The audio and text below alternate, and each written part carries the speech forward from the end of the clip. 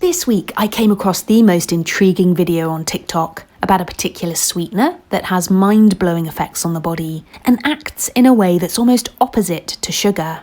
So in this video, we're going to look at that TikTok and finish up with whether Dr. Michael Greger's research supports the use of this sweetener.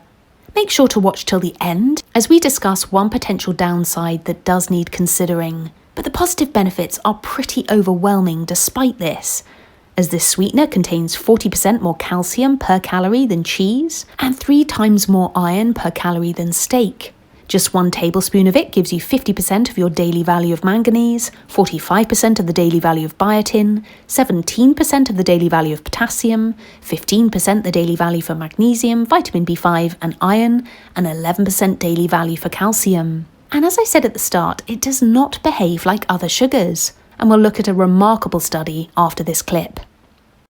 It is super wild, and the science is cutting edge, and it's really interesting to see what's unfolding with molasses, because even though it's a byproduct of sugar, you're actually leaving all the minerals and all the nutrition in the molasses, and the darker the molasses, the more beneficial it is. There's a study published in the European Journal of Nutrition. So what they did is they gave subjects 5 test meals. One was a control, or a placebo. The other ones had varying dosages of molasses along with this higher carbohydrate meal. At first, they're like, okay, it didn't really change the blood glucose much. But then what they found is that the more molasses that was added, the less insulin that was required. Let me say that again, because it is completely backwards from what we would think. The more of this sugar, molasses, that was added, the less insulin that was needed. Just to make sure things are really clear, like what we're after with improving insulin resistance and whatnot. Sure, we want to improve, glucose control, but we really want to get rid of the chronically high circulating insulin. So why is molasses making it so that you need less insulin? This is sounds like a miracle. It seems to impact pancreatic beta cells by actually helping dysfunctional beta cells produce insulin again. So essentially the pancreas was operating at its full potential.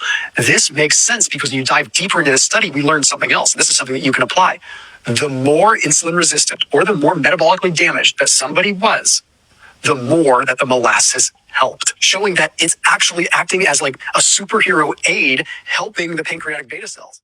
So in this study, researchers measured the glycemic response to a meal when you added between 8 and 60 grams of molasses, or the equivalent amount of syrup. And the molasses decreased the insulin response to that meal by up to a whopping 50%. And what was most fascinating is the more molasses they added, the better the results. And the most significant effect in this study was seen in the participants who had insulin resistance to start off with. Again, this is all kind of opposite to what we would have thought. This fascinating study found that molasses increases something called amylin, and this is released by a pancreatic beta cell alongside insulin. And amylin works by causing glucose to be absorbed more slowly and slows gastric emptying. This in turn allows insulin to do its job more easily. So in short, molasses appears to vastly help insulin do its job better. The best meals to add molasses to are starch-based meals, either at breakfast or lunch. But despite all this incredible research, for me, the deciding factor is whether Dr. Greger's research supports the use of molasses in a whole food diet. So let's hear what he had to say when asked about it in a Q&A. Blackstrap molasses. You say, wait a second, that's a processed food that should be undelayed. It's actually processed in a way to make it healthier. It's like cocoa butter. So cocoa butter is a green light food, but wait a second, it's been processed. Yeah, it's been processed to take the cocoa butter out, which can actually raise your cholesterol. So same thing, so blackstrap molasses is basically sugar cane without the sugar, or with a lot of sugar extracted. That's what's left over after you make sugar from sugar cane. And so it's really nutrient rich, lots of iron, lots of good stuff. It's a strong taste, but I love it. So I use it to sweeten things where the taste is okay. So, I can use an oatmeal or something, but I wouldn't use it to sweeten tea or something because then it would just overpower the tea. But hey, if you like blackstrap molasses in tea, more power to you. So here's the one caveat. Blackstrap molasses appears to contain very high levels of the chemical acrylamide, which may be carcinogenic. Studies have suggested that high doses of dietary acrylamides cause cancer in rodents. Results from human studies are mixed on whether eating foods high in acrylamides increases the risk of cancer.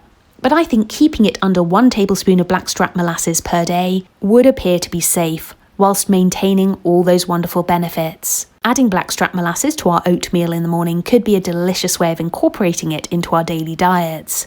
And an esteemed doctor here in the UK recommends we also add a small spoonful of something else to our oatmeal that has potent and powerful health benefits. To hear all about this, you can click the middle of the screen now, but it will also be pinned to the top of the comments below.